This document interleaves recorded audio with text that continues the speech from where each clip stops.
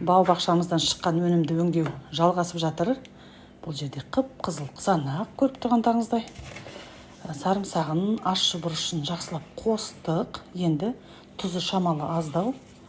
Тұзын салып, былғап, әбден тұзы ерігенше араластырамын.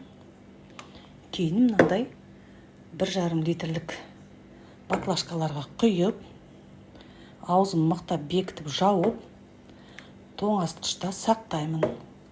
Осы қалпында еш бүлінбей, түсі де өзгермей, келесі өнім өсіп шыққанға дейін тұра береді.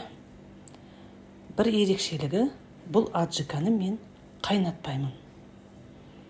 Өте дәмді, тамаша аджика болып шығады.